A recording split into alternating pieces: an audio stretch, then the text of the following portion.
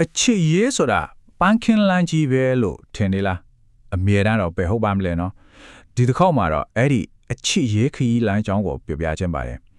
အစပိုင်းကရင်ခွန်တန်တွေကနေတကယ်ခိုင်မြဲတဲ့မေတ္တာတရားအထိဘလို့ဖြစ်တည်လာတယ်လဲဆိုတာကိုပေါ့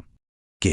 ဒီမေခွန်းရဲ့ဖြစ်ကိုအတူတူရှာကြည့်ကြအောင်တကယ်ခိုင်မြဲရဲ့ဆက်ဆံရေးတစ်ခုဖြစ်လာဖို့ဘာတွေလို့မလဲတစ်ပြန်နေကြအမြင်တွေ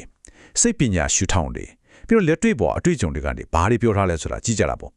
ဟုတ်ပါတယ်အချစ်ရည်အစအရာအားလုံးကမောဆန်နေတယ်လို့ပဲနော်ဒါပေမဲ့တိပြန်ပညာကတော့အဲ့ဒီမောဆန်တဲ့ခံစားချက်ကြီးကိုအစိမ့်အနေနဲ့တီးတီးချာချာခွဲချမ်းစိတ်ဖြားပြထားတာပါမြန်မာကျမကြီးလမ်းညွန့်တစ်ခုရဲ့လေးလာမှုအရာပေါ့လေချစ်မိသွားတယ်ဆိုတာကတခါတည်းဖောင်းကနေဖြစ်သွားတာမျိုးမဟုတ်ပါဘူးတဲ့တကယ်တမ်းကဒါဟာအဆင့်9ဆင့်ပါတဲ့လုပ်ငန်းစဉ်တစ်ခုပါအစပိုင်းကဆွဲလာမှုတတ်သက်ကနေတဖြည်းဖြည်းနဲ့ပို့ပြီးရိုးသားပွင့်လင်းတဲ့ဆက်သွယ်မှုတစ်ခုစီကိုပြောင်းလဲသွားတာမျိုးပေါ့ဒါမဲ့အဲ့ရင်ခွန်စီတဲ့ဓာတုပိဒလိုင်းလုံးတွေကထာဝရတော့မတည်မြဲဘူးပေါ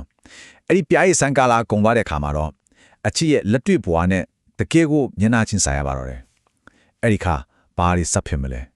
ကြည့်လိုက်အောင်ဟုတ်တယ်အစားပိုင်းမှာဆိုကိုချစ်သူကိုကြည့်လိုက်ရင်အဖြစ်ပြောစရာတစ်ခွက်မှမရှိဘူးလူသားတယောက်တင်နဲ့ပြည့်ပြည့်စုံနေသလိုမျိုးကိုထင်ရတာဒါပေမဲ့အဲ့ပြည့်စုံတဲ့ဆိုရင်ခံစားချက်ကတိတ်မကြခင်မှာပဲလက်တွေ့ဘဝနဲ့တိုက်ရိုက်တိုးသွားတော့တယ်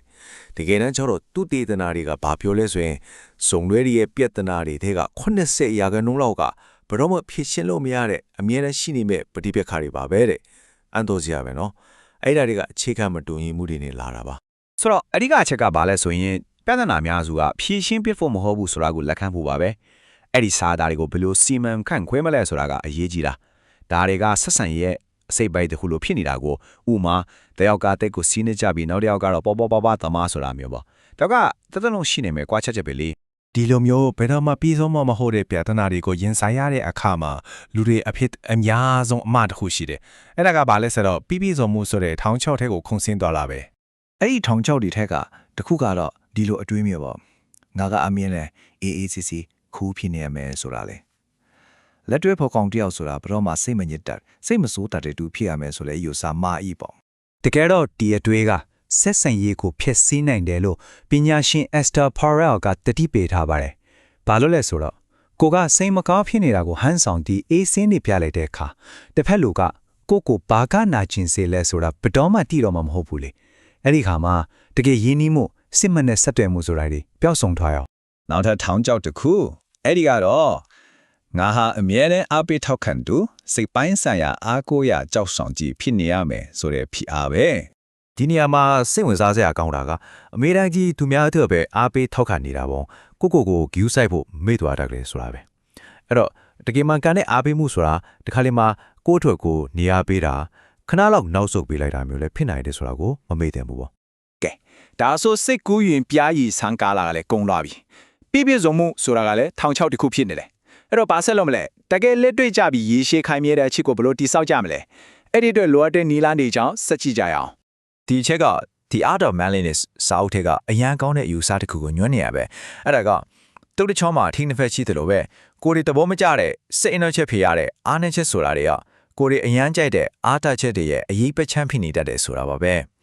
ဥပမာကြည့်လေစွန်စားရကြိုက်လို့သူ့ကိုသဘောကျတယ်ဒါပေမဲ့သူကအချင်းကိုတော့ကပ်ပြီးမှလုပ်တတ်တယ်နောက်ကျတတ်တယ်အဲ့ဒီနှစ်ခုကခွဲလို့မရဘူးတစ်ခုကိုယူပြီးတစ်ခုကိုပြစ်ထားခဲ့လို့မရဘူးဆိုတဲ့သဘောပါပဲဒီတော့အနောက်တိုင်းစိတ်ပညာကအကြံပြုချက်တွေရောမြန်မာတိုင်းဝိုင်းကအရင်းမြစ်တွေနဲ့ပါပေါင်းဆက်ပြီးကြီးလိုက်ရင်စစ်မှန်တဲ့အချက်အတွက်လိုအပ်တဲ့တူကစ်တစ်ခုရလာပါပြီဒီမှာအဓိကပြောချင်တာကပြည့်စုံတဲ့လူနဲ့ဖြစ်ဖို့မဟုတ်ပါဘူးတယောက်နဲ့တယောက်အတွက်လက်တွဲဖို့ကောင်းတွေဖြစ်လာဖို့ပါပဲဆိုတော့အဆုံးသက်မှာတော့အရိကတောက်ချက်ကရှင်းရှင်းလေးပါပဲကောင်းမွန်တဲ့ဆက်ဆံရေးတစ်ခုကိုပိုင်ဆိုင်ထားတဲ့ဆိုရင်အဲ့ဒါကိုတန်ဖိုးထားပြီးမြင့်မြတ်ကြိုက်ဆွဲထားဖို့အလွယ်တကူလက်မလွတ်လိုက်ဖို့ပါပဲလူတစ်ယောက်ရဲ့အကောင်းဆုံးတဲ့ဘက်စလုံးကိုတပေါင်းနဲ့လက်ခံနိုင်ဖို့ကအရေးကြီးဆုံးပါပဲဒီတော့နောက်ဆုံးအနေနဲ့ဒီမျိုးလေးကိုကိုယ့်ဘာသာကိုပြန်မေးကြည့်ဖို့ခြံထားခဲ့ခြင်းပါတယ်ကိုယ်သဘောကျတဲ့အားသာချက်တစ်ခုရဲ့အရေးဖြစ်ပါလာတဲ့အားနည်းချက်ကဘာများဖြစ်မလဲတစ်ဖက်လူကိုပြောင်းလဲဖို့စ조사နေမယ့်အစား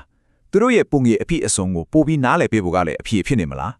းဒီအကြောင်းလေးနဲ့ပဲဒီတစ်ခေါက်ရှင်းလင်းတင်ပြမှုကိုအဆုံးသတ်လိုက်ပါစေ